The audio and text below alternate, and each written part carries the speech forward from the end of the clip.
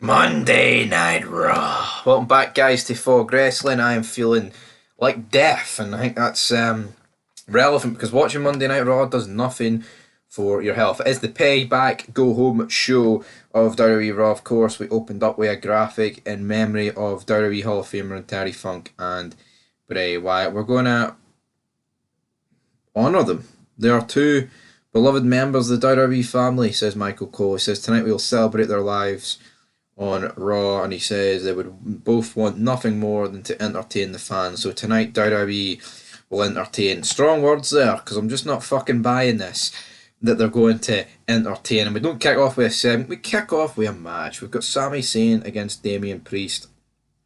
You know, we've got Kevin Owens out there with the Bray Wyatt armband. I mean, Sami Zayn was trying all these like mad moves that we haven't seen him do in like years.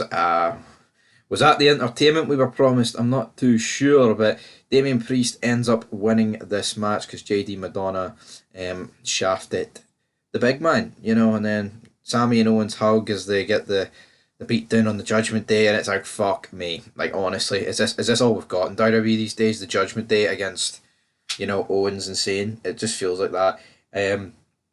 We seen what happened between Nakamura and Seth Rollins last week. What's going to happen later on, who knows? But we'll see the New Day and the Viking Raiders warming up for their potential match. Drew McIntyre's backstage, looking at a photo backstage, and it's him wearing neon green trunks. And of course, this is his tag team now with Riddle. Tosawa tells McIntyre, "He'd look good, Drew. He'd look good." Who knows how this is going to go down? We get a hype package to do with Raquel Rodriguez. Rhea Ripley is the most dominant woman in WWE, except for me. How can you say that, Raquel? You've won fucking hee-haw, and Rhea Ripley, you know, is booked like a man. Even though you're booked like a man, you're all booked like men.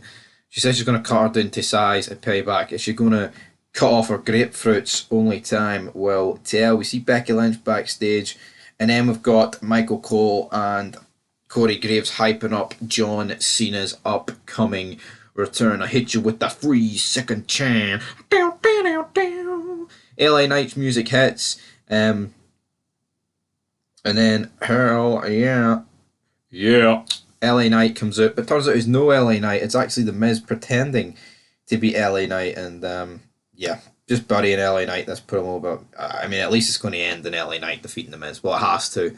If it doesn't, man, serious questions have got to be asked. We then have the New Day taking on the Viking Raiders. A bit of a throwaway match, like most matches on Raw. The Viking Raiders, man, they win, but for me, just just end this. I mean, Drew McIntyre tried to throw one of the chairs at Eric, but it took out Woods, and this basically led to the downfall. So the Viking Raiders have won this match here. Just nothing really to say about it, is there, man? It's just a jobber match between the New Day and the Viking Raiders, and the surprising team won. But I guess it lends into the feud between well, I mean, the bromance between the New Day and the rest of them. Also, Jerry the King Lawler returned. It was a digital exclusive, but it's good seeing him. But he does look old.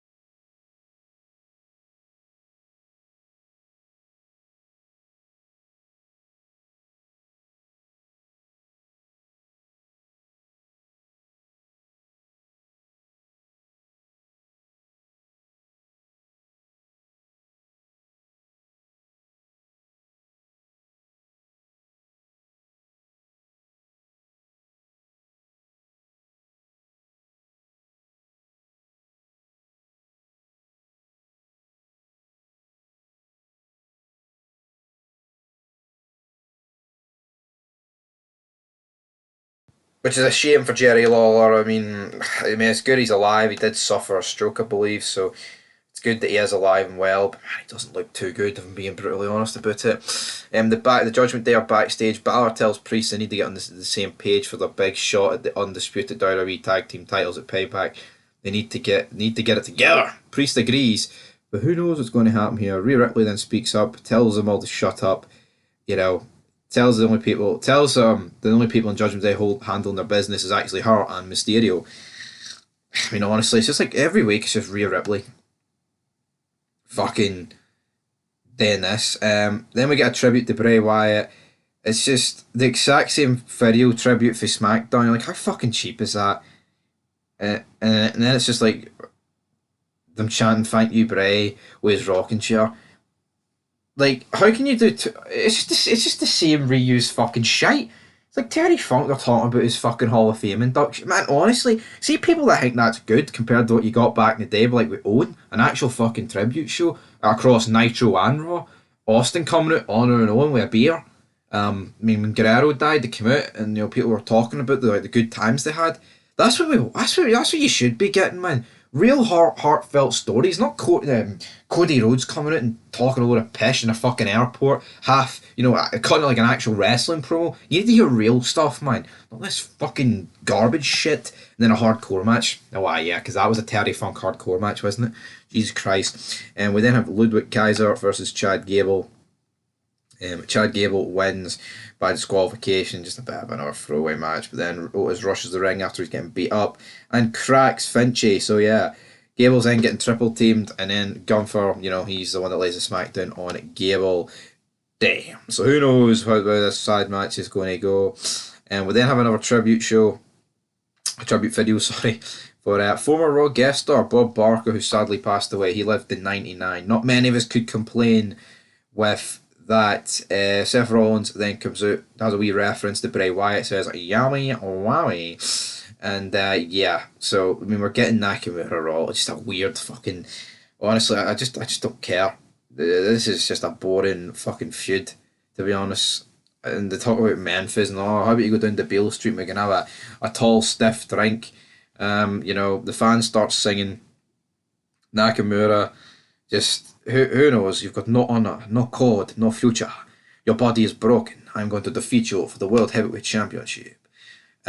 Just constant back and forth between these two. It's like, you'll never take it for Rollins. You'll never take it, damn it. Nakamura rushes in, drops Rollins from behind. Fans are booing. He's like, I told you to watch your back.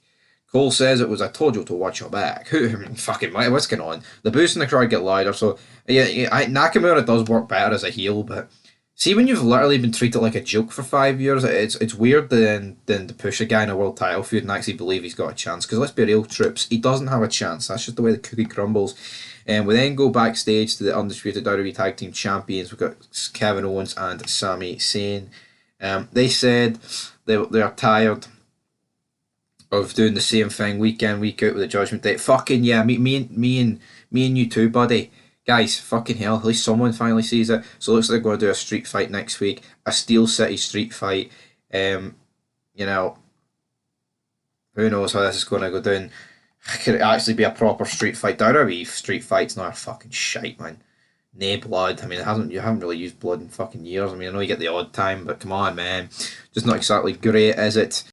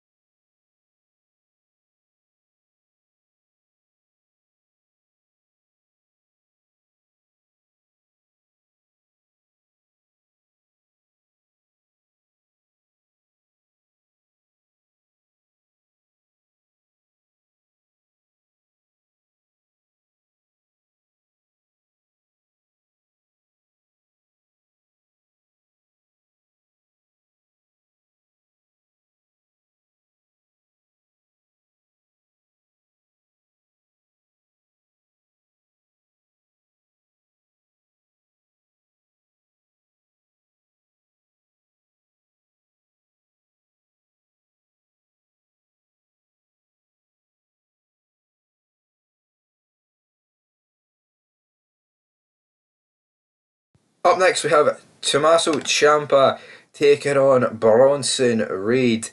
And damn, I just did not really care about this match, if I'm being honest. Tommaso Ciampa wins. Bronson Reed. Like, one week he's hyped up as this, like, typhoons, literally. He's like battering Bobby Lashley and Austin Theory like 6 months ago, and now he can't even beat fucking hot sauce. Like, what's going on? Honestly.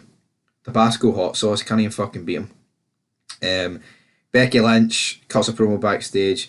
Who knows? Who knows what's going to happen here? Is Becky Lynch going to defeat Zoe Starks? Who really cares? Raquel Rodriguez came out. She dismisses the idea of her cutting it into size. These two get into a brawl. It's just, they look like two men. That's pretty much the fucking reality of it. And then we get the main event tonight.